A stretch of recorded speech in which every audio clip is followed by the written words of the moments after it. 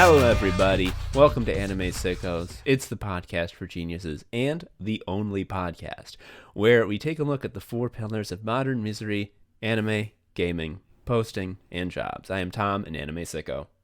I'm Joe, an anime sicko. This week we're going to be doing Oops, All Goofs 3. It's where we do a bunch of little segments that couldn't ever find a home in a normal episode. It's what we do when we have stupid brains that could not think up an actual topic for an episode. It is the filler, but here's the thing. We're really fucking funny. So filler owns when we do it. Filler is the main part. It's the main part. Honestly, like what? You expect there's going to be like a big plot relevant Sickos episode? No. We just yammer. We've yammered the whole time. We've done 70 some episodes. If you don't like yammering, why? How'd you get here? Anyway, fuck. Before we get into the goofs though, Joe, I thought we'd have to wait longer, but we got patrons to thank. Giving us $5 is probably the best way you can use $5. The ROI isn't great, but you need to understand that we feel great. Like, we can't quantify how good it gets to get a crisp $5 bill from a stranger, but it feels better than getting paid for our real jobs. Yeah. And, like, to be clear, like, we make enough money to get by. We're not in any dire financial straits. There are literally millions of people who need your money more than us, and yet you've decided... Yeah, to give us a $5, which is good, or more. I mean, Look, if someone wants to give us, I don't want to say crazy shit, but $6. Oh, fuck. Yeah, that'd feel pretty good. We will thank you the same amount as the $5 people, to be clear. And let's just get into it. Our first new patron at the $5 thank you level. Well, Joe, you recall how Vince White, previous guest and Kame House Party Sicko, bought into our awful grift where we paid him for his guest appearance and then he paid us in Patreon money. Well, would you believe that his Kame House Party co-host Aaron J. Shelton is done the same? We're gonna make The Big Short look like baby shit. Thank you, Aaron. We love it. We love you. You're a king. Our next $5 patron. Now, technically this is a new patron, Joe, but I did some looking. And what happened was, this MFR I'm about to reveal was a longtime patron of Shuffle Quest, our RPG show, which is on hiatus because it's only good when we're all in the same room. And I don't know if you heard about this, but there's death air. The virus. We can't record it, so that's sort of been on hiatus. He's a longtime Shuffle Quest patron. Recently canceled his pledge of $5 to Shuffle Quest and has pledged $5 to Anime Sickos. So literally no change whatsoever in sort of the grand scheme of things. But we must, because of our stupid fucking contract we've made with the viewers, thank him. Thank you, Danny Troiano, the New Orleans Sicko. Hell yeah. Thank you for moving a value to a different column. We love it. We can't get enough. Can I tell the first words that Danny ever said to me when I met him? Yes, you can. He was like, "Hey, do you like MMOs?" Fuck. The start of a beautiful friendship. You can tell already. Yeah. The next patron we have to thank is Scott Paladin. He has Holy Divine Smite skills. Thank you, Scott. Thank you. Next to thank is Brandon Beck. Always loved the excellent alliterative names. Makes you sound like you have a secret identity. Nice job, Brandon's parents. Next patron to thank it's got to be Lindsay Boyd. Thank you, Lindsay. I'm running out of jokes for the names. I'm sorry. That we just appreciate you, okay? Like, I don't know what else to say. Like, I don't have a goof for every time. Thank you. It means a lot to me. Please, I want to stop dancing. Well, we're almost done. There's only two more. Our next patron, it's got to be Zoe Wathan or Wathan. It's one of the two. I know how to say Zoe. Zoe, we appreciate you as much as we did. And we said it 5 seconds ago. We thank you. Yes, and this last patron, we don't even need to make a joke because they put their name in Patreon as like a funny joke. It's Crunchy Elbow. Yeah. Kicks ass. Thank you, Crunchy Elbow. Thank you. Thank you for co-writing this episode. All right, and now the docket's cleared. If you've given us $5 and we haven't said your name on the air, and you donated prior to April 24th, well, we fucking forgot. So remind us and we'll do it. It's not because we did it on purpose. Anyway, on to the fucking actual show. Joe, for the first goof, I want to bring up something that you've been, open about. But I want to, say it on the air and discuss it a little bit, which is you've escaped Hell Tower. I did. I escaped Hell Tower. Tom asked me, he's like, is there anything about Hell Tower that you miss? And despite the name, the answer you would think would be just, no, it's hell. But actually, there are a select few things that I do miss. Mm-hmm. Can I wax poetic on? Yeah, wax. We love wax. There was this older Pakistani guy who was retired. He was a head chef at one of the hotels nearby, or downtown rather. And as far as I can tell, his life now is to go sit outside on the bench and smoke cigarettes and talk to the same three guys for 12 hours a day. Yeah, he's doing anime sickos for real. Yeah, no, this wasn't like so. At my lowest point, I would walk past that and be like, God damn, dude, like, he has the thing. I can't, and he won't get COVID because he's smoking. Yeah. You coat your lungs with a protective layer of cancer that the COVID can't penetrate. Right. He was fun to talk to. He was just like a nice random encounter throughout the day. The other thing that I miss, which is sort of like a logistical benefit, and this is, look, I'm opening up like bodega discourse, and I'm sorry. Our building and a lot of buildings on Lakeshore have like convenience stores that like carry everything that are like on the ground floor, and obviously our new home does not have that because it's kind of a tower that taunts God. Yeah.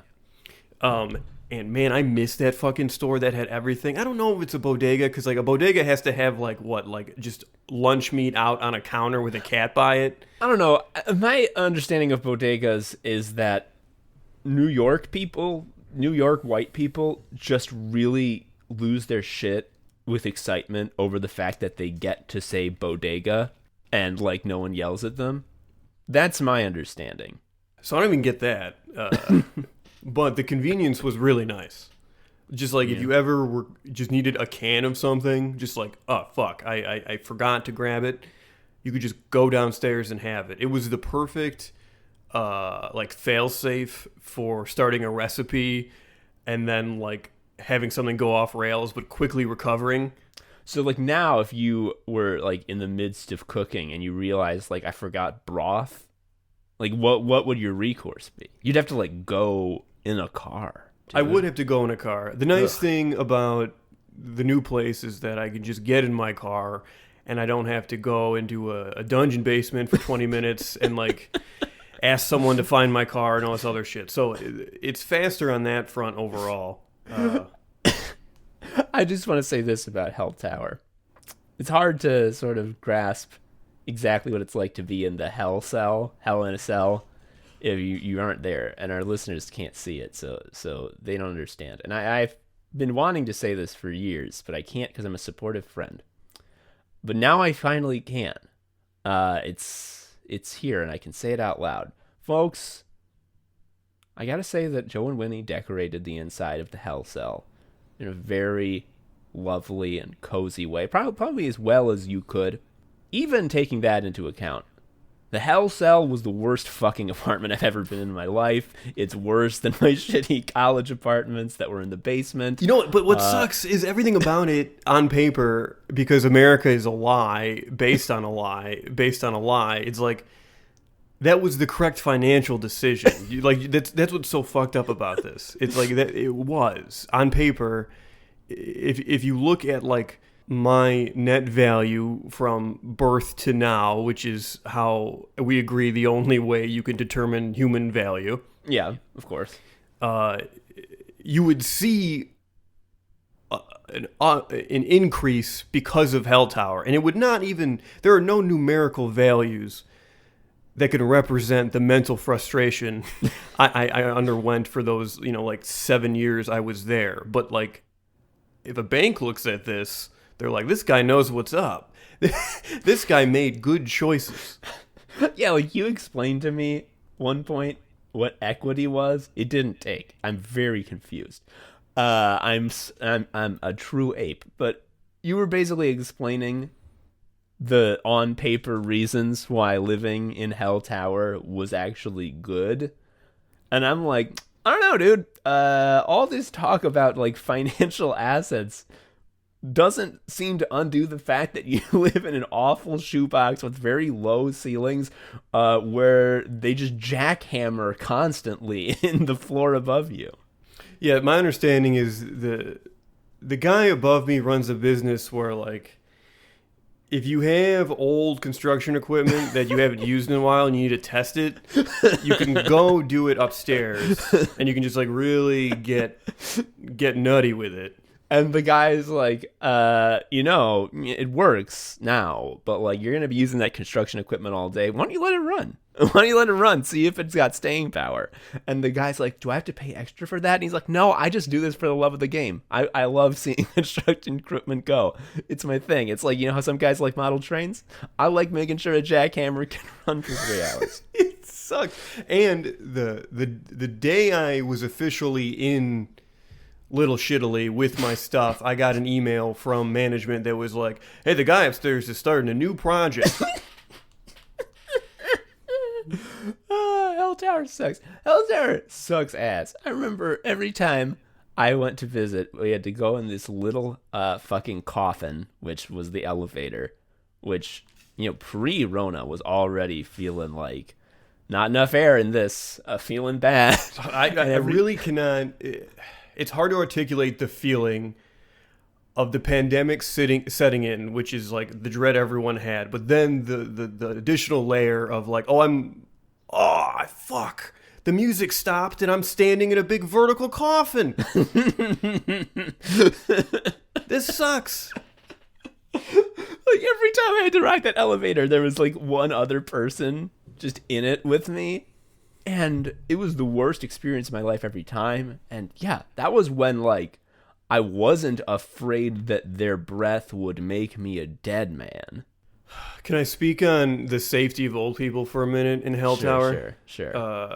Look, when the pandemic started, they had early laundry hours between like 6 a.m. and 10 a.m. that were only for senior citizens. With the logic being is that all the people who are most likely to get Rona and explode because of it should be able to do their laundry without like the comings and goings of people who might carry it. It makes sense. Reduced capacity for those at risk makes sense. I'm sure there's no twist that makes it completely counterintuitive. Actually, no, there is no twist that makes it completely counterintuitive. It's an execution issue because like the old people got the vaccine really early, and those hours stayed up, Tom. And I wanted to do laundry in the morning, man. And so they were completely vaccinated, safe, and they have run of the laundry for 4 hours a day. And early morning is the best laundry time. Yeah, it's true. Fuck. And personally, I think the reason the rules didn't change is because everyone who makes the decisions in the building is like 98. Yeah. And if there's one thing that we know about old people is that they will, with just thundering confidence, approve any policy that enriches them only at the downside of everyone else. See for proof all of history. Yeah, in retrospect, it was like a playground for like retirees and then people who love to buy up shitty apartments and then force decisions through the board. Like if you were doing that, that's awesome. Yeah, that place kicks ass. But hey, you're gone. We never have to go back there. Every time I went there, I had to go into a weird lobby that was very confusing. You would come out of a different door every time, and we'd go through a horrific maze and then get in the coffin elevator. But now you live in a lovely home in Little Shitaly. R.I.P. Hell Tower. Rip to Hell Tower. I miss that Pakistani guy, though. That guy, okay. We got to end this segment, but he had the ultimate life. Like, that's what we want. Yeah. Yes.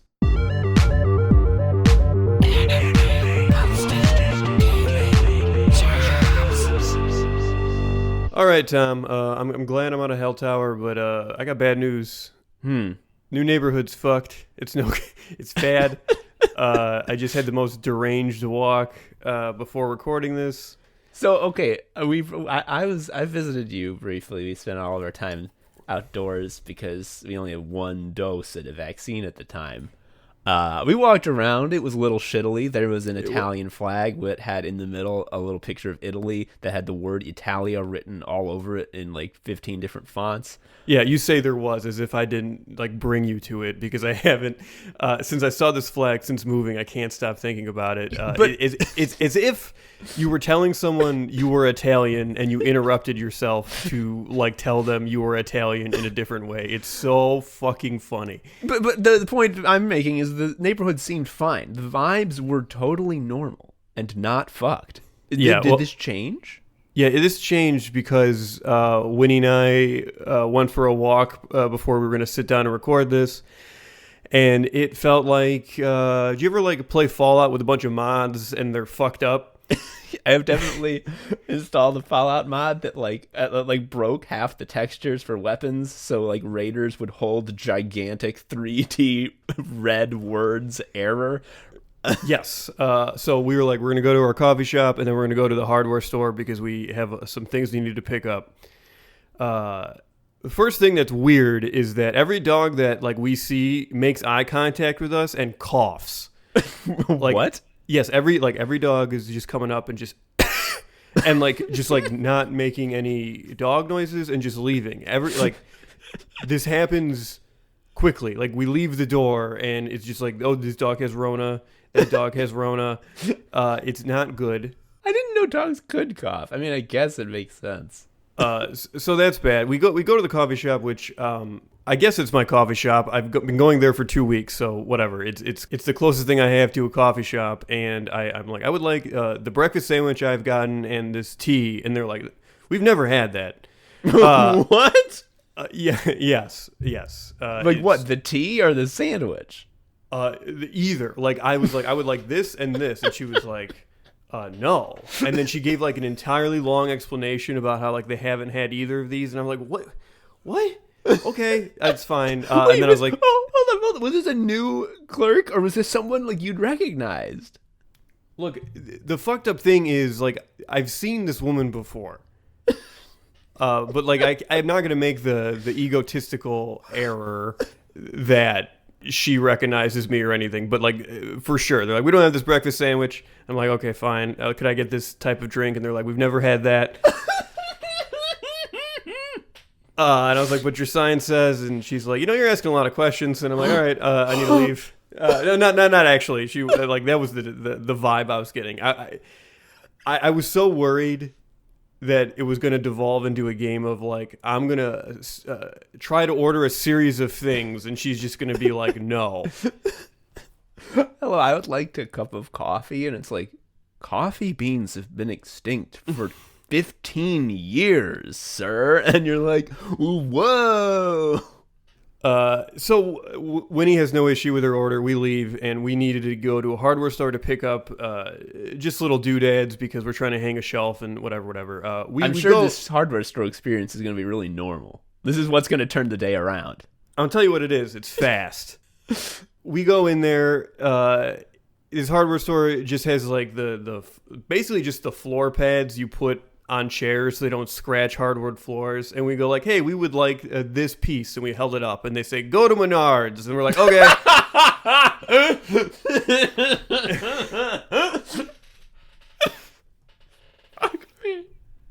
So we went to Menards, and the thing that absolutely broke me is on the way home with a drink and food that was not my first or second choice. there's like a teenage age girl who's like clearly like frustrated, and she's yelling at her Google Assistant to say "call dad." Mm-hmm. And Tom, every time she says "call dad," the phone says "which one?" And like, oh fuck! I never would have thought in a million years. I mean, there are people with two dads, but I would imagine that those people in their phone would not have two contacts named just dad for each of them. Google is doing a big microaggression. It does not recognize gay dads. And anyway, this was like 10 minutes. Like literally, we stepped outside and we're like, "Well, this is fucked." When the pandemic gets better, which it won't, but like when we pretend that things are normal, this is what awaits us. Dude, I gotta say, I moved in October. I'm in a new neighborhood technically, but because of that danged virus, I have not really like interfaced with my neighborhood in more than the surface levelist of ways. And I just can't wait to find out how cursed it is this way. Fuck, dude. It would go to Menards, man. Sicko mode, sicko mode, sicko mode. Sicko mode, sicko mode, sicko mode. Sicko mode, sicko mode, sicko mode. Sicko mode, sicko mode, sicko mode. Show people really loved, and they were right to love, the Cog Talk segment with guesto Tom McHenry, where he talked about his deranged job that was full of the most horrific shit you've ever heard in your life. You liked that, right? You thought it was fun.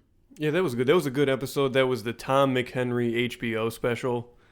So here's the thing. He mentioned that, like, I'm leaving so much out. Sarah was looking at my list and, like, you left out a bunch of stuff. And he's like, I didn't even remember that stuff that you just said. Wow, I did leave it out. And we couldn't put it all in one episode. That'd be way too long. It's already extra long.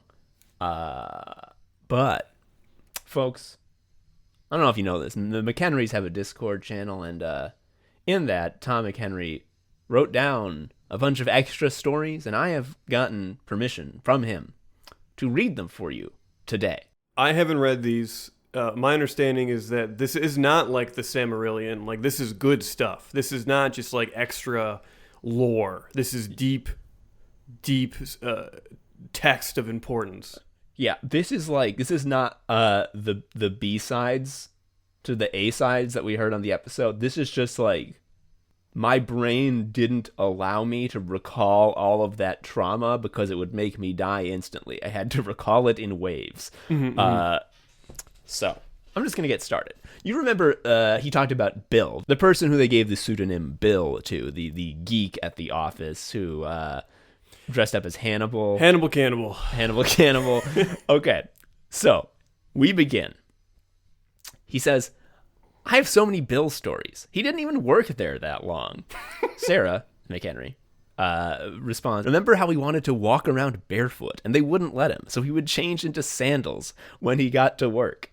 So, was there a day where he was barefoot and they they were like, hey, buddy? Oh, for certain. You don't get...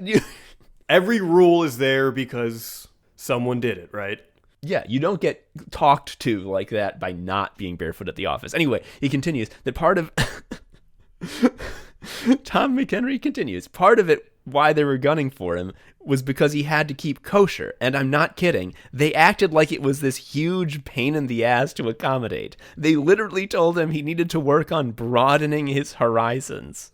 Some of the most absolutely fucked anti-Semitic stuff popped off around that office. So in part, I was just like trying to be the at all not a nightmare person, even though we didn't really get along. He continues, we once had company lunch at a wings place, and there were two of us who were vegetarian. And we walked into the spread. And in my head, I was ticking off how everything was either beef or wings, apart from this big southwestern salad and the bread. And just as I was about to ask about it, one of the bosses was like, just so you know, I asked him to make the chicken in the salad be in bigger chunks so it would be easier to pick out. Sincerely thinking of it as a favor. We got you, Tom. Enjoy being salad surgeon. What the fuck? Also, keeping kosher, like, kosher is... It's the baby mode of, like, diet things. Yes! It's not a huge ask. It's like the religious exemption people know about. If it was like halal, they'd be like, well, I don't know about that. That sounds like it's from the swarthy countries. It's like, well, that's the kind of racism I'm used to. Kosher correct. is like basic. But Joe, the food shit doesn't end there. It gets worse. Sarah reminds Tom that they always had lunches at Joe's Crab Shack, even though one of the, 22 employees was deathly allergic to shellfish. Because it was the CEO's favorite. How much do you think a CEO makes? Let's just do a thought exercise right now in that context. You don't have to give a number, but we can both agree that it's an amount of money where you can have a better favorite than Joe's Crab Shack. Because first of all, it's a chain. Mm-hmm. Not to say chains can't be delicious, but this is downtown. You're rich. Come on.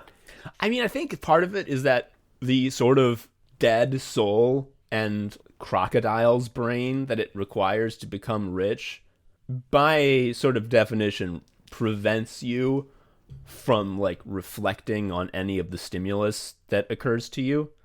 So it's impossible for you to develop taste because that requires you to think. Mm-hmm. And the only thinking they do is to acquire. So the only thing that punches through is a big glossy menu that has crab legs on it. Yeah. Oh shit. Okay. So this next one really makes me think that there's something like this office is located next to a tear in reality next to the hell dimension, because this sounds like an actual mind virus, like a legitimate otherworldly pathogen that destroys the human brain. Tom McHenry shares a series of tweets here. Today is 10 years since I started this job. Someone is just shouting the words Caped Crusaders over and over and over and over. Understand I worked in a comic shop for almost 2 years. No one there, customers nor clerks, ever shouted Caped Crusaders like this. I need you to imagine a stock market crash, and the last frenzied brokers are trying to save their fortunes by trading the sole remaining stock. And the stock is Caped Crusaders. It's a very vivid mental image, and Tom's probably right, but has he considered that maybe someone just found out about comic books and they're not handling it well?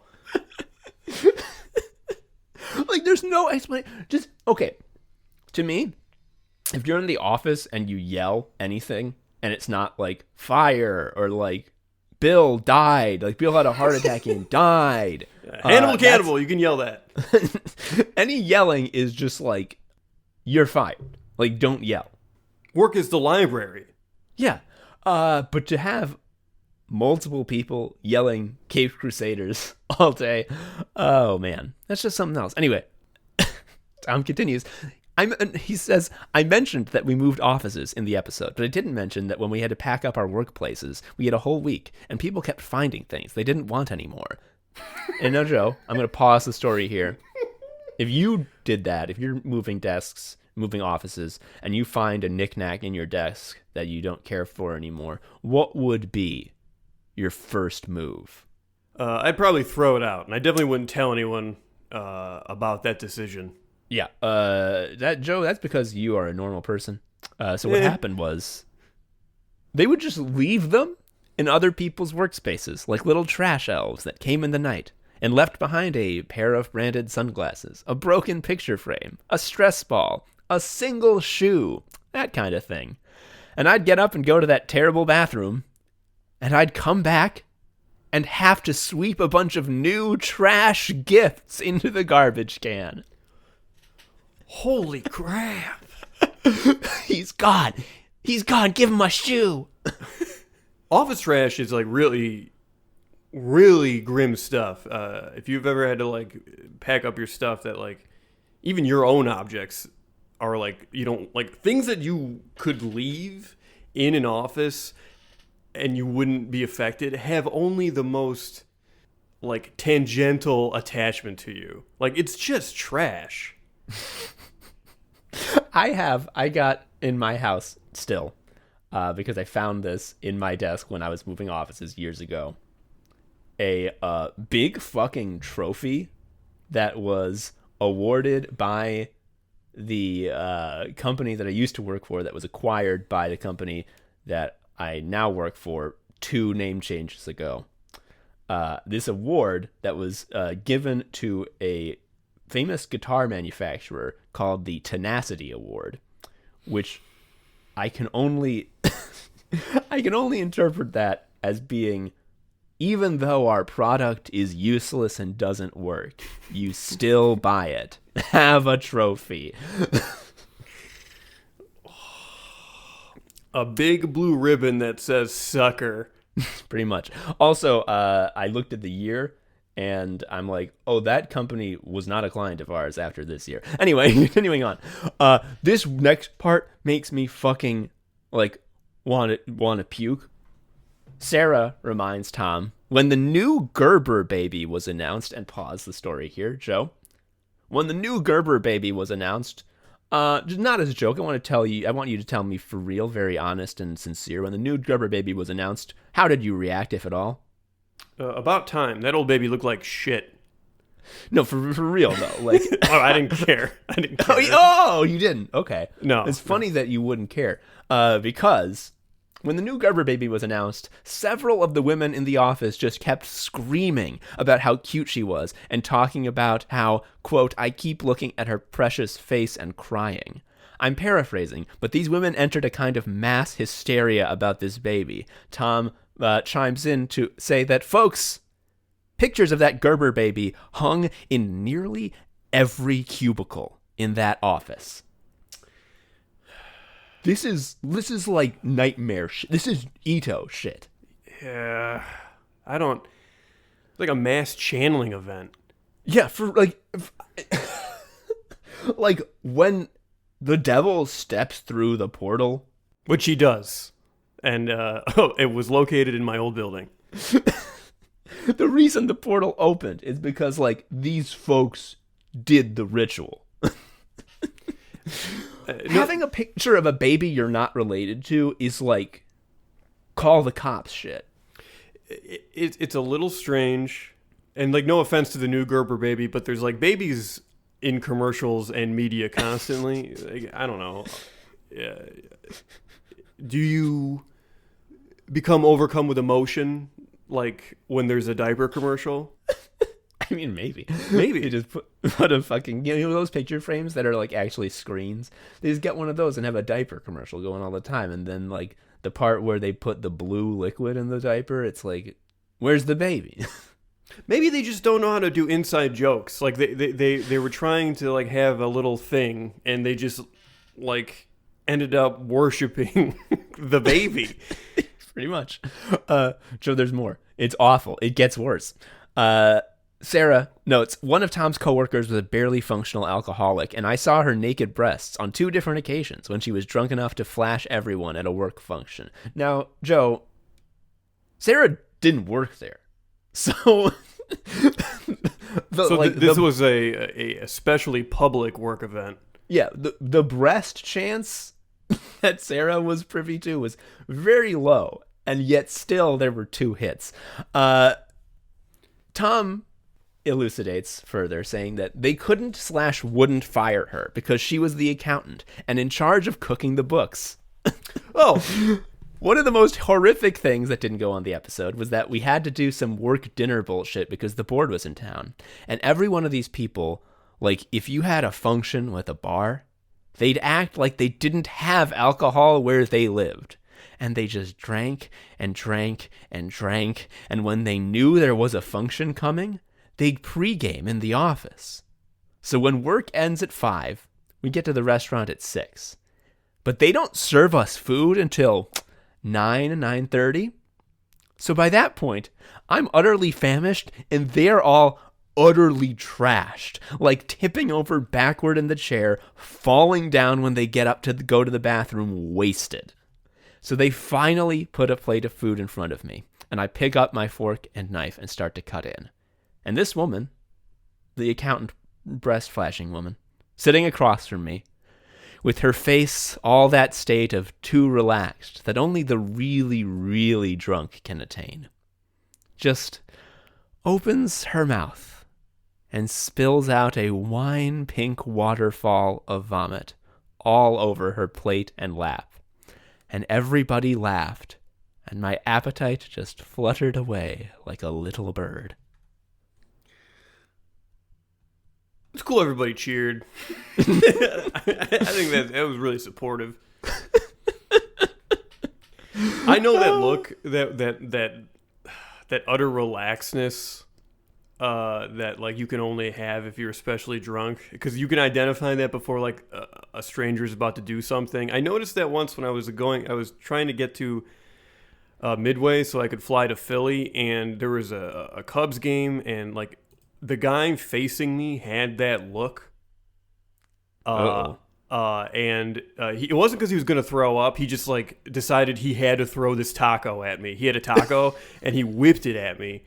I had my to-go bag, like my little stupid Nike bag, and I blocked it with it. But it was it was that look. It was like the big toddler like glance.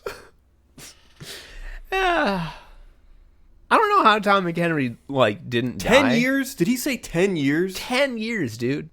10. That's like significant chunk of his life. Like if you were to roll the dice and pick any given day that Tom McHenry's been alive, it's like really likely that he went to that office on that day. Yeah. And also everything after that job is colored by that experience because he's a changed man. Yeah. But hey, it's not all bad. We got like 2 huge chunk of podcast episode out of that. That's a lot of ideas we didn't have to come up with. Yeah, his trauma was important to us because it was content. Funny. We're the anime Sickos, and we're here to say anime is bad in a war crime way.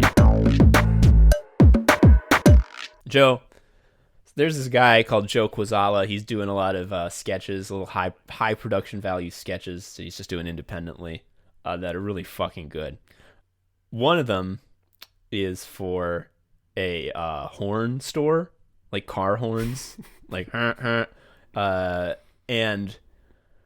I'm not gonna get too into the sketches. I mean, they're good, but that's not what we're talking about. What we're talking about is when the guy that he's playing, who's the owner of the horn store, starts giving his spiel, text appears on the screen that says like what his name is, and it's Wayne Manor, and then in parentheses, don't know how to change it.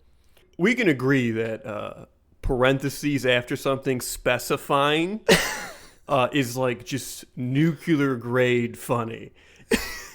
It's such a little shithead shortcut, but it's so funny. I mean, part of being good at comedy, well, good at comedy is debatable, but part of the joy of liking comedy, that's easier to say, is understanding these little shortcuts, figuring out what button can get pushed infinite times and never lose its potency, and put in parentheses. Holy shit, that's one of them. Parentheses opens up a wonderful sort of rhetorical strategy, which is you get to put emphasis on a detail that no one was thinking about. It's so funny to just have this opportunity to be like, and I'm worried about this. It's such an economical way to add sort of nuance to the voice of the speaker, because instantly, as soon as that first parentheses is on the fucking screen, you know that like in the fucking speaker's head, they were like, "Oh shit, do I need to say this? Like, I feel like it's clear, but like, is it?" Oh no! I really need to make sure this guy.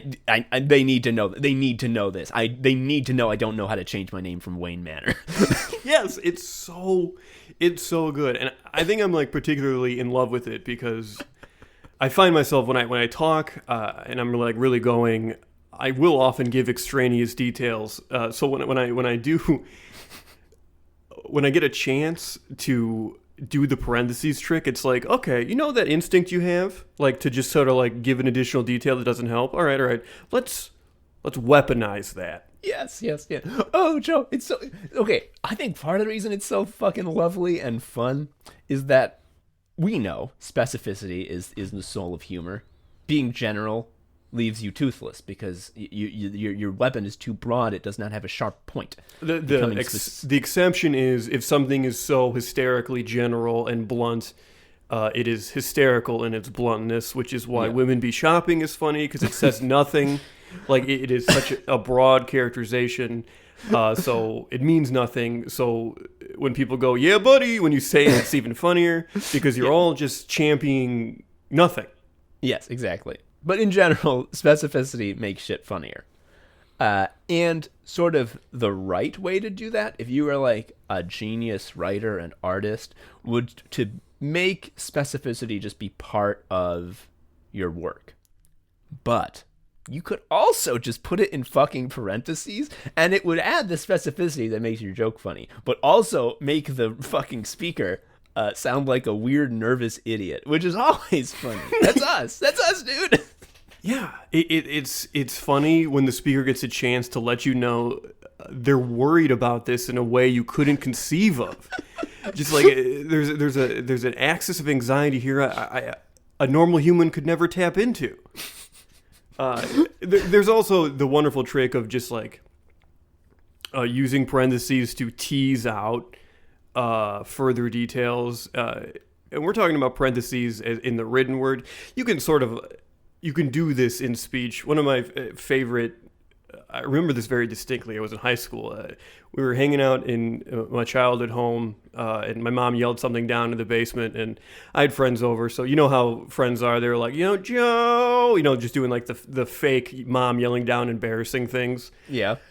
And the one that sticks with me this many years is my future roommate Mike was like, Joe, your boner pills are here, and then he paused and was like, now these are the pills that let you achieve erection, not the ones that help you maintain it.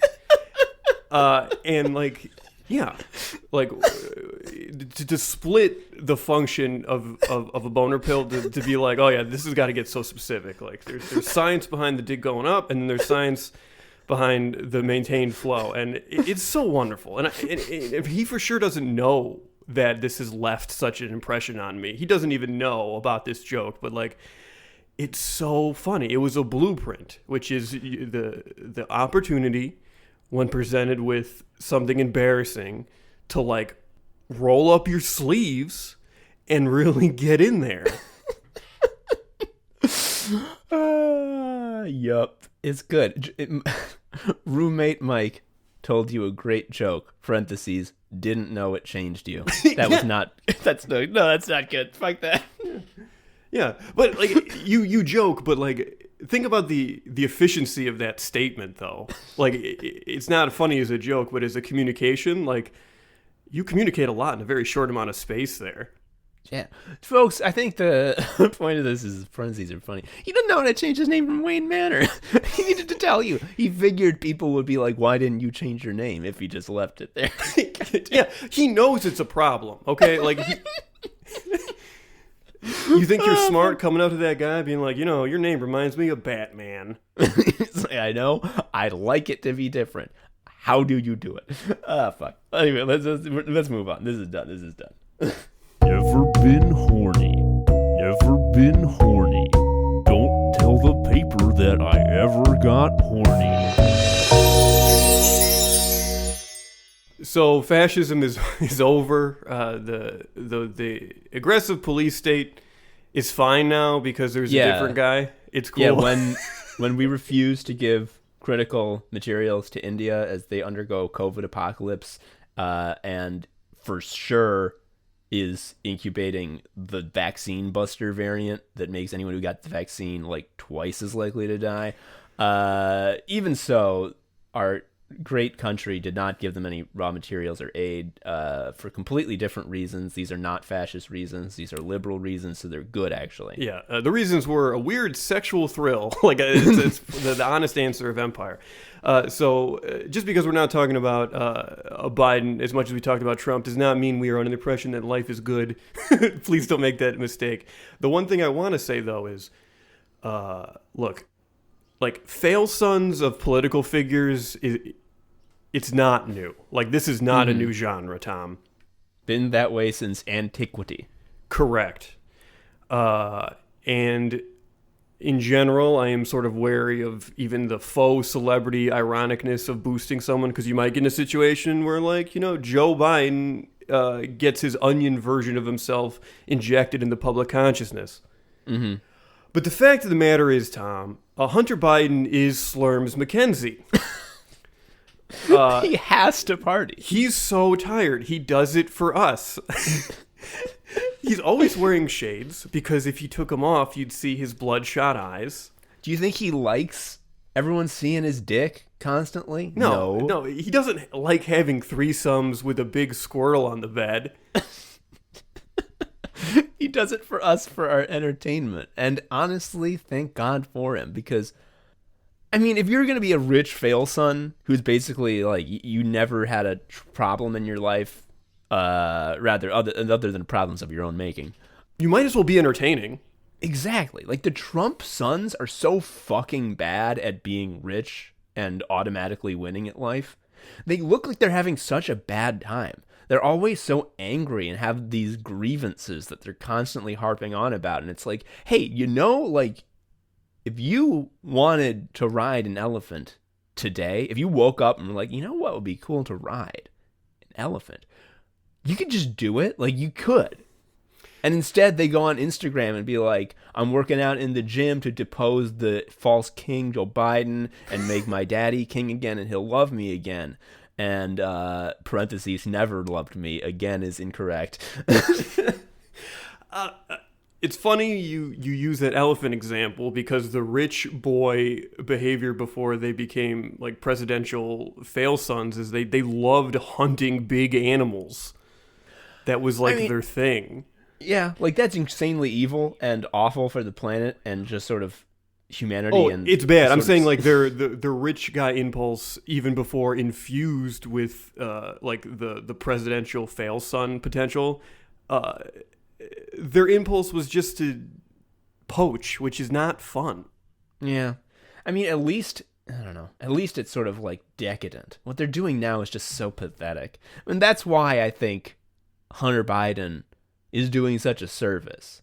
Because he's, like, reminding us of, like, the flavor that you can extract from life that was so gone during the Trump era. Right.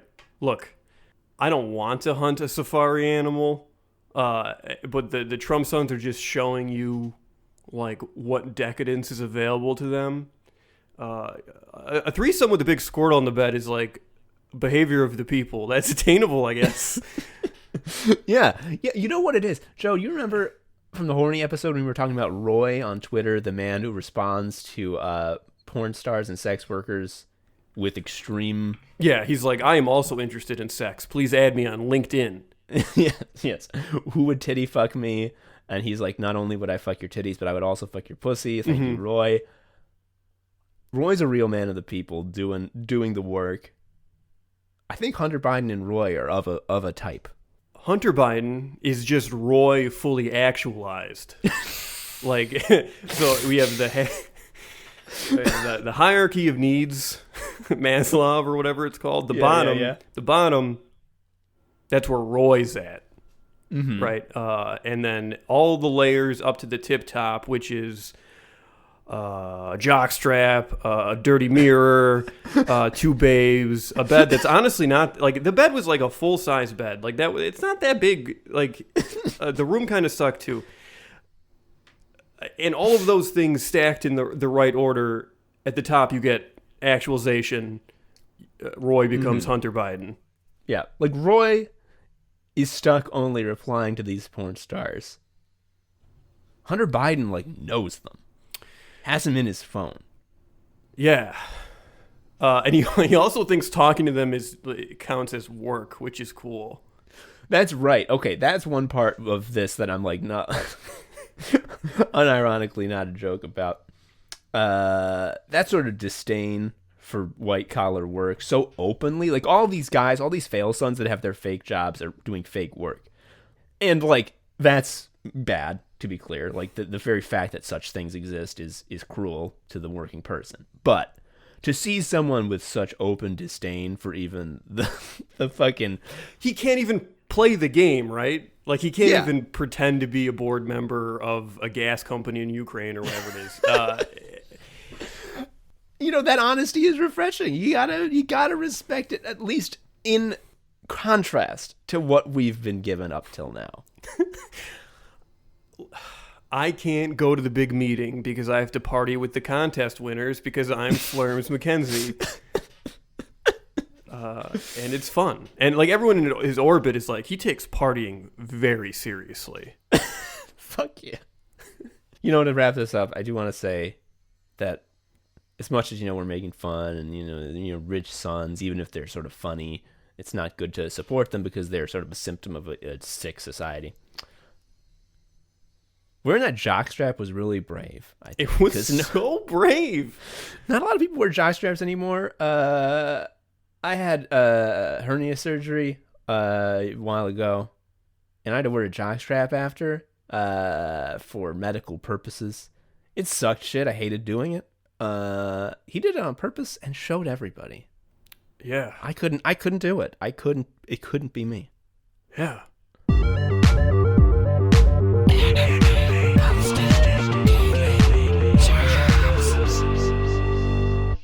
Folks, I'm gonna clear the air. I'm gonna get real for a moment.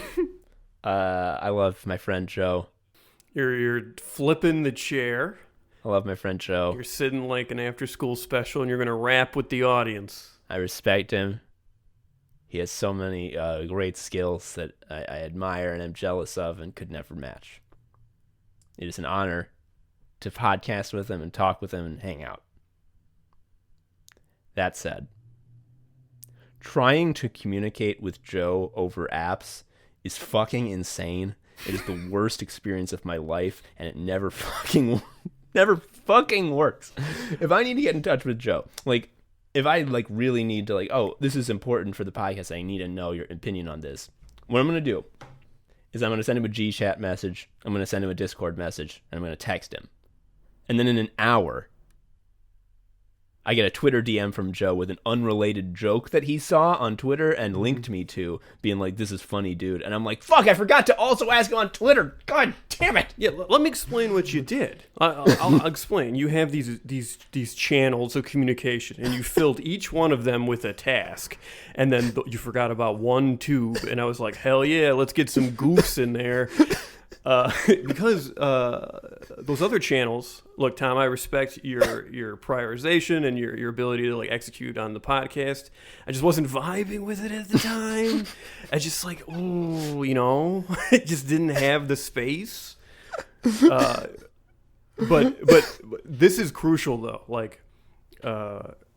If we're being honest, normally, if I'm in this situation where I know someone is trying to contact me about something I need to do, what I usually feel is shame as I'm trying to do it. But Tom is such a good friend that I feel shame, but I don't feel shame such that I'm able to send him a goof and know I know he's trying to say other shit, but I'm gonna make him look at this joke, and I know I'm doing it. I fucking know I'm doing it, and Tom is such a good friend that I accept that level of shame, and I know that this will happen to him, and he will just accept that that's who I am, and it's not because I don't have a functioning brain. Yeah, that doesn't mean it's not frustrating, but I want to talk about specific shit, because part of what makes this so frustrating is not just Joe and his brain. He can't help that, and I understand and respect that. Part of it is apps, dude. There's so fucking many. There's too many apps. Fucking many. There's too many apps. They all do the same shit, but in slightly different ways that don't matter. So what we used to Well, we used to do. We used to have a Trello, which is this planning software. You have these cards, and you can like put sub cards in the cards. Like there's the big card that's like a column, and then you put little bits in it. Yeah. Like you have a column that's like good ideas. Underneath that, what if Goku was Mormon? Yeah, and then like we make next episode, and we're like, oh, Goku was Mormon. We drag it into that one, and now we know we're going to talk about that on the episode. That worked really well. We had a lot of banked ideas, and then one day Joe was like, I hate that now. I am turning the Trello off. We are using Cascade now. You must learn an entirely new UI. I hate learning UIs.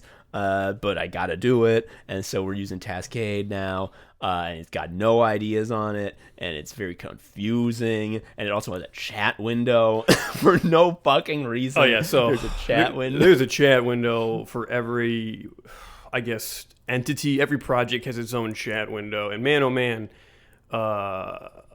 look, the vaccine appointments went live, and you can see on this Oops All Goof chat window where Tom is like, you need to get a vaccine, use these zip codes, like, because he's trying to get to me through every menu possible.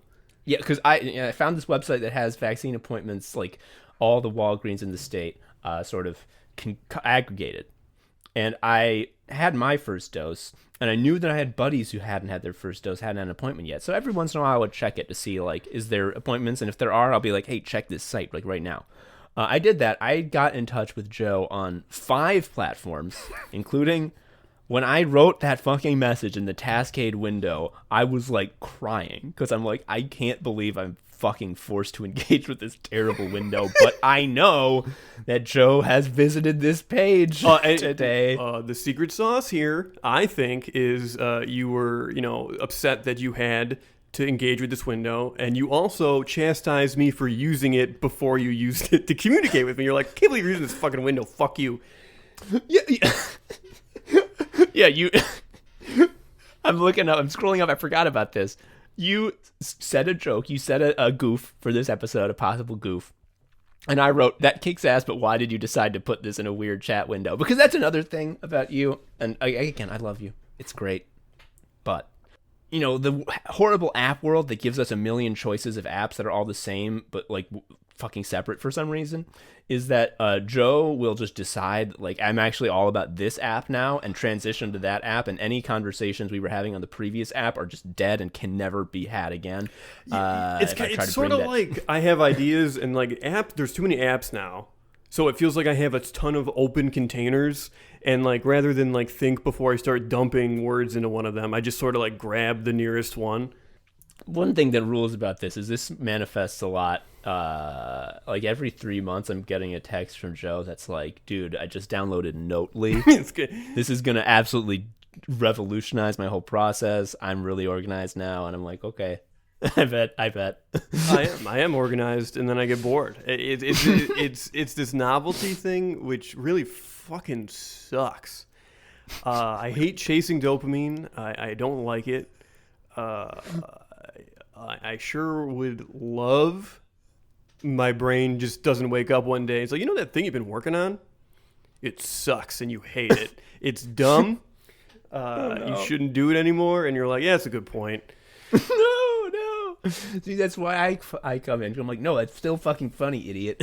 There's a huge part of it where you sort of like dangle a shiny part of something we've started, and I'm like, oh yeah, it is pretty good. Hell yeah. Listener, you have no idea how many times we've recorded an all-time banger episode, and as soon as we hit stop record, Joe's like, I don't know, was that any good? I'm like, yeah, it was incredible. And you're like, really? So I do enjoy doing that service for you because you deserve it. Yeah, I don't know. I think the secret sauce here is like, how there's like 1,000 posts on Twitter that's like ADHD is something funny about it. People who have ADHD, you can't show them bright colors because they will start barking and run away. Yeah. Like if your screensaver is too colorful, they're gonna bite your laptop. Just like weird shit. And obviously I hate it because like I got the ADHD adult diagnosis later, and like it's also such a funny thing to say because there's like 9 million think pieces about like how I got ADHD diagnosed while working at Deloitte and what it means for me. But the fact of the matter is, if I would have known like the weird ebb and flow of impulse and interests was a function of like just the makeup of my brain instead of like being 10 and being like, JRPGs are hot today, I gotta do them. I think I'd probably be a more balanced person because I now recognize what is like hyper focus and stuff, but at the time it was just, I gotta fucking grind all this materia. Like I have to. I mean, part of this app trouble I have, where it's impossible to get in touch with you, is part of it is that I'm exaggerating it because we used to have the ultimate solution, which was GChat. Which, to be clear, GChat is a terrible app as a feature, as an actual piece of software that does a function. It's so goddamned bad. But you can have Gmail up all day at work and no one will yell at you because emails is work. So what we would do is I would just fucking constantly be talking to Joe all day. And if you wonder, like, how you guys come up with the ideas for your podcasts, that's it. Like, that is the process, is that we just yammer all day. It was GChat, and not continuous yammering, but it's just like, here's an intrusive thought. Yeah, and like we were both sort of on GChat all day, so like there could be back and forth. Obviously, you know, when actual work comes up, one of us goes silent for a few hours. That makes sense. But like, if I was like, hey, is this anything? Is there a way we can fucking spin this out? It would happen. Now, what happens is Joe texts me, I text back, and we get some back and forth. I'm like, okay, Joe's actually like on his phone. Cool. So like I can talk to him. Awesome. And then what we're talking about makes me think of a funny bit. I'm like, this could be good. I mean, it's not good now. Like it's very slight, but I think I could build it out. I don't know though. I think I need Joe to help me with it. And so I'll text you like, hey, what about this? Hit send, and immediately a big pop-up comes up on my phone that says, big mistake, fucko. That's the no more text today move. Yeah, you're not here for me. Fuck you. And then 5 hours later, I get a Twitter DM from you responding to something I said yesterday that I don't care about anymore. Yeah, I started thinking about something you said yesterday in the shower, so now I care about it. The reason this all sucks is literally attributable to a single problem, which is I switched jobs and Gmail was blocked at my new job. That is okay. It single-handedly disrupted so much for us, and Gmail is blocked. Hangouts as the native app is not blocked, weirdly enough, and you might be like, just use that. Well, the fucking problem is they're sunsetting Hangouts. They're making it go away. You know how Google has 100 apps and like every month they're like, you know how this thing you kind of used? Well, it's called Beboo now. And they're trying to migrate all the Hangouts users to Google Chat, which is, as far as I can tell, the Slack clone. Ugh. God, fuck that. And not only that, the Slack clone is blocked at my new job. So it doesn't matter.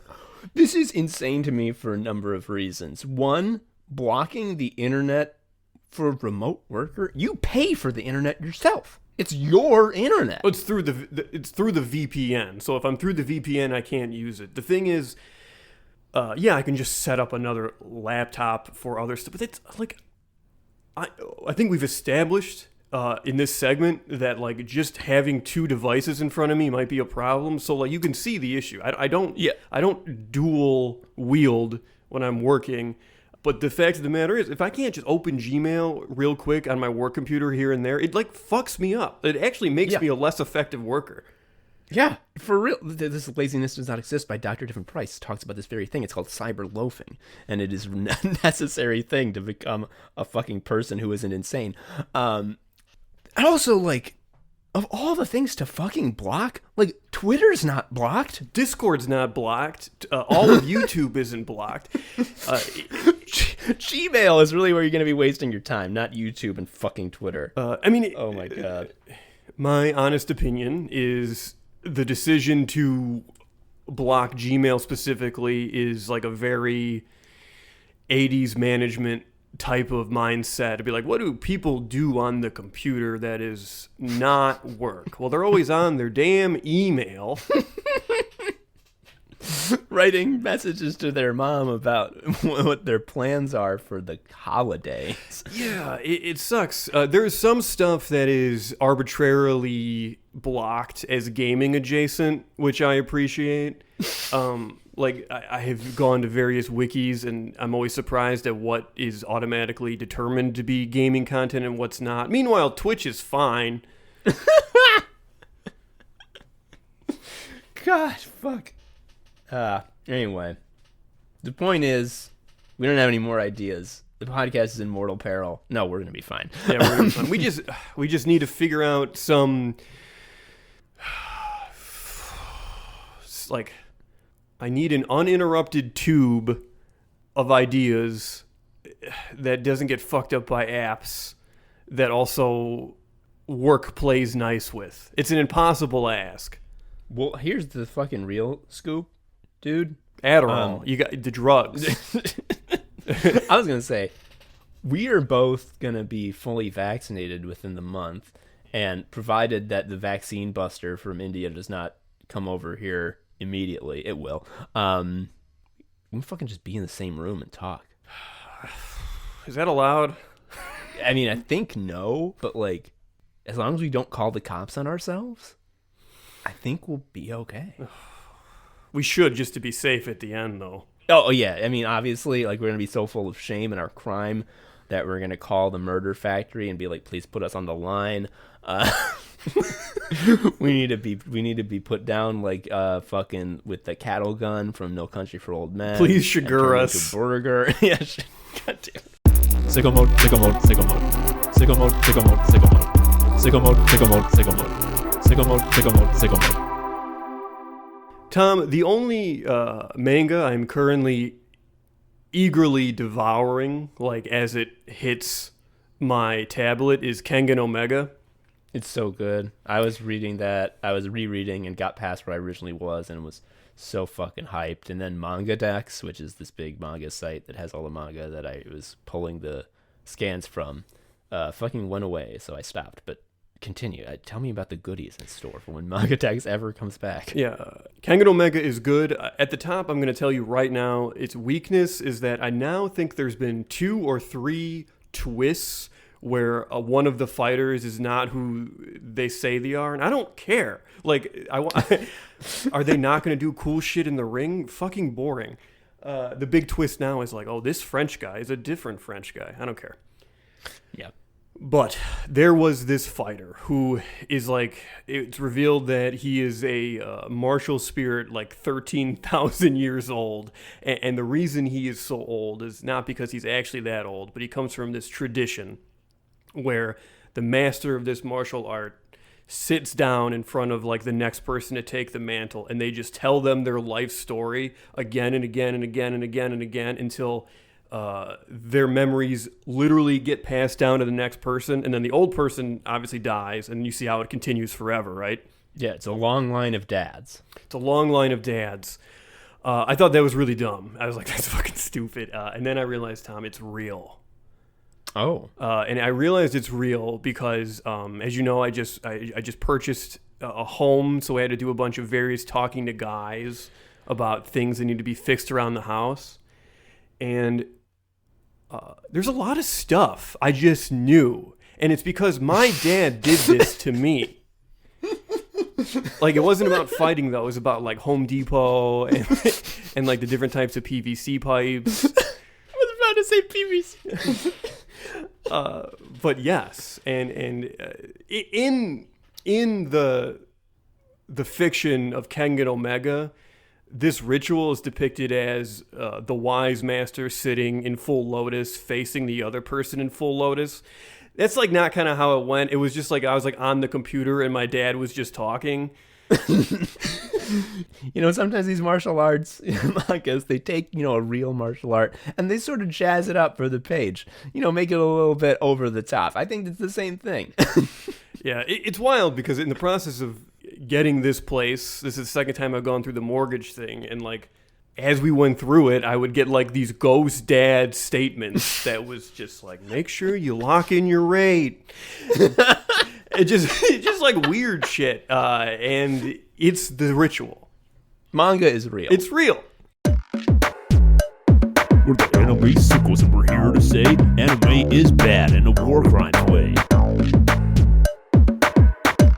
So, Joe, I saw recently that there was this site that some podcasters were using that like uses Apple's podcast data to like create a 3D graph connecting your podcast with all the other podcasts that are listened to by the same people. It's a little graph of your connections, and I would see people post their graphs, and it was like amazing because it's these huge clouds of a ton of different connections of like, there's the podcast in question in the center, and it's connected to all these other ones, and then those podcasts are connected to their own little subclusters. And it was great because these people could see what was popular with their audience, and like sometimes it would lead to clusters that like they wouldn't have thought were a connection. And it's like, well, that's an opportunity to like reach out to those people because like there's this connection, there's precedent for those people liking this show. I'm like, that's really interesting. I remember a awesome. similar sort of visualization for music and stuff from like Last FM, and you could see like, wow, people who like Flogging Molly also like other Irish shit. They like the Dropkick Murphys. Wow. Only a computer could tell us that. But I was interested to do that because, Joe, a lot of the Sicko fans, and you've experienced this as well, like really, really like the show. Not just like, oh, it's pretty fun. They're like, this show kicks ass. Mm-hmm. And it makes me feel really good. It makes me feel like we're doing something, good and important and worthwhile. It makes me look forward to recording more episodes. But there's got to be some lead there, right? Like we're on this graph, so maybe we can get some insights into fellow travelers. For sure. Like we were making an impact. Like I would like to see that impact in graph form, and armed with this new knowledge, that's going to help us reach out and become even bigger. Oh, yeah. And also like reaching out to other shows is the worst thing in the world. So you can be like, please refer to this graph and why you have to be nice to me. So what happened is, I guess I got a big head from getting too excited about how much the Sicko fans like the show, because I loaded up the graph and Anime Sickos had one connection, and that was to the podcast The Dream. Now, if you don't know this, The Dream is a nonfiction investigation podcast about multi-level marketing. Multi-level marketing is insanely evil. The Dream is a good show and puts forth why multi-level marketing is evil. I've listened to it. My wife listened to it. It's the only connection that we have. And yeah, useless graph. I mean, the marketing, the MLM connection, and this is a stretch, is the fact that we admitted that our guest formula is a scam to get $5 over a long period of time. So maybe that's the connection. But did you say the podcast was called The Dream? Yeah, there should be Sickos show art, and there's a little line going to the show art for The Dream. It says The Dream. There's like a crystal because the season 2 is about like how wellness is fake. Yeah. I'm using the link, and I'm not seeing The Dream. When I load it, there's us. It's the Sickos, our logo, and then there's a line and there's a knife. Never been horny. Never been horny. Don't tell the paper that I ever got horny. Can I read you, Tom, just some bullet points for an anime idea I had for my notebook? Like I say that I need to say this to another person. It's like hurting me. I'm not feeling it. No, I'm joking. Of course. Go. If I don't get these out to you, I suffer mana burn, Like go. Okay, cool.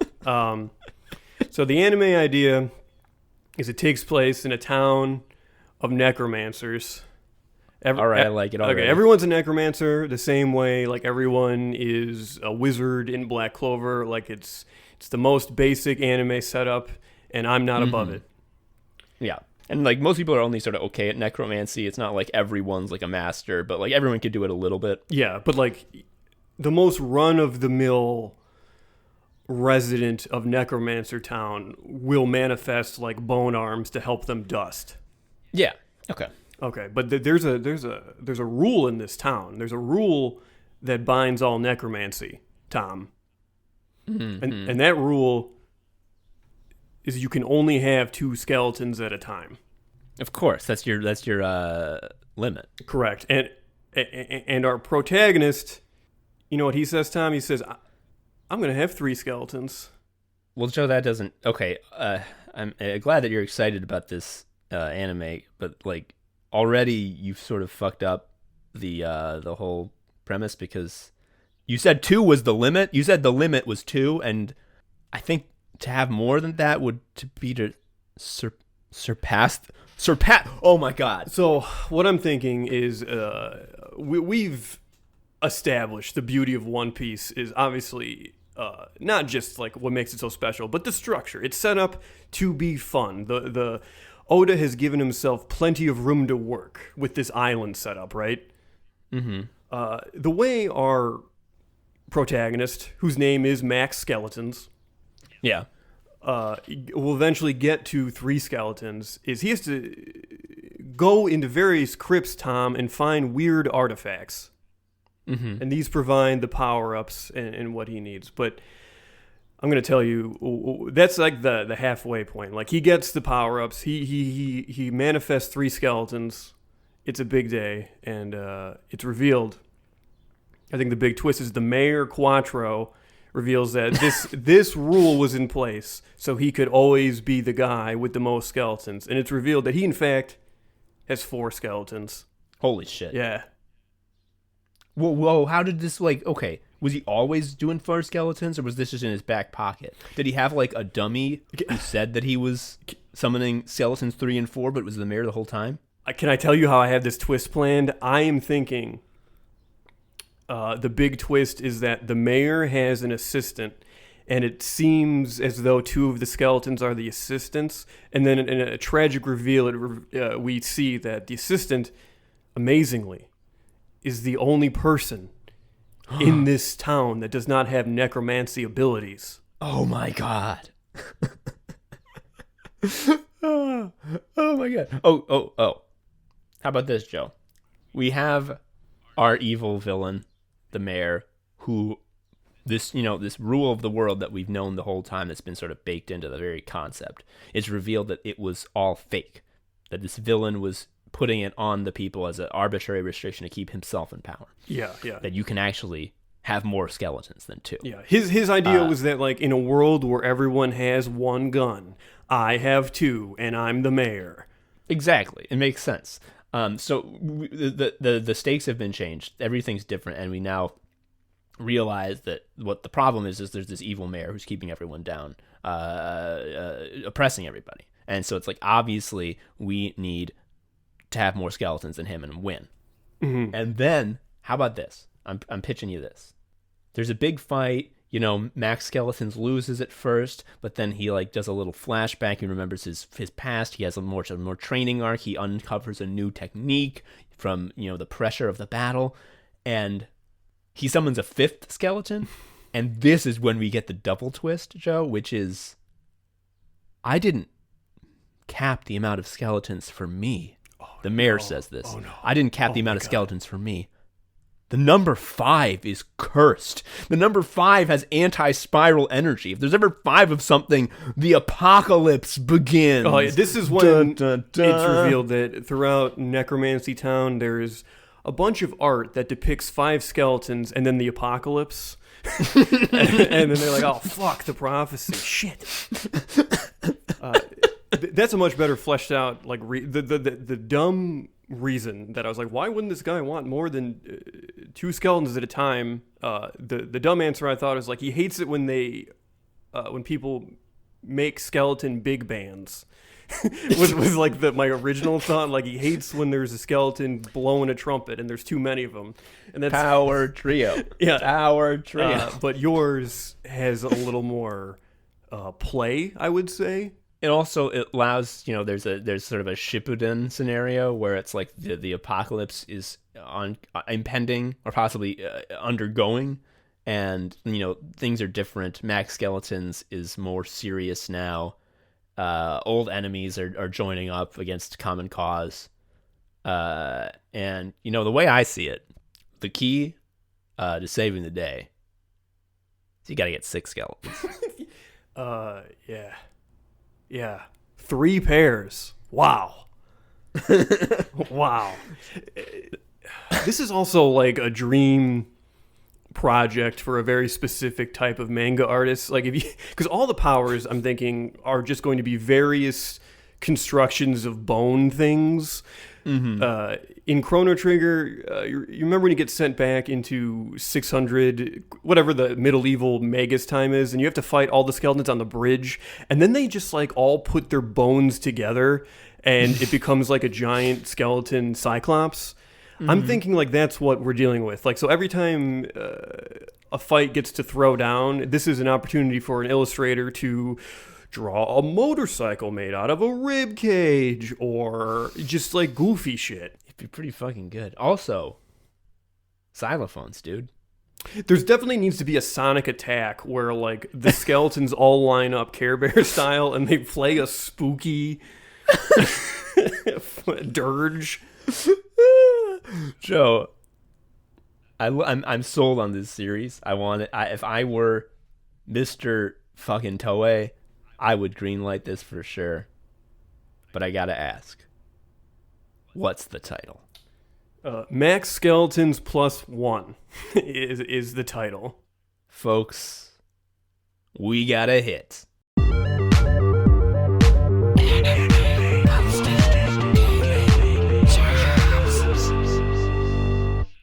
Thank you for listening to the Oops All Goofs 3rd edition of Anime Sickos. We love to do these. This was a fun one to do. Felt breezy. Felt good. It felt good. This is the first real episode I've done in the new location. How's the new room? Does it feel right to put Sicko goop on it? The desk feels right. The room itself, it's a little echoey because we just painted it so everything's like off the wall again. Do those little padded things that podcaster people put on their walls, do those matter? I think those are a scam. Yeah, those are fake, dude. I mean, like, if you're making a fucking booth, they're not fake. But here's the deal. I asked Adam Goron, who is he was the audio engineer on Shovel Quest until he couldn't do it anymore, and he might be involved in a special something we're working on. But I asked him about that. He's like, no, just put like fucking like pictures and like shelves and shit up. As long as it's not a flat, echoey surface bouncing the sound back completely unabated, it should be fine. Especially if you're not a fucking pro doing like VO for ads. So my plan to have a gallery wall can continue then. It'll just use that. Use art as the dampening. Yeah, you gotta get bumpy frames. All right. Thank you, everybody, for listening to this show. It's a good one. You're good for listening to it. I've been Tom, an Anime Sicko. I am Joe, an Anime Sicko. We'll see you next time. Bye-bye. See you. Thank you for listening to Anime Sickos. I've been Tom, a sicko. You can follow me on Twitter at TomHarrison19. Joe is also a sicko. You can follow him on Twitter at ShariaUncle. You can follow Anime Sickos on Twitter at Anime Sickos, or email us at animesickos@gmail.com. Please leave us a review or something. I don't know. Tell a friend. Anyway, until next time, bye.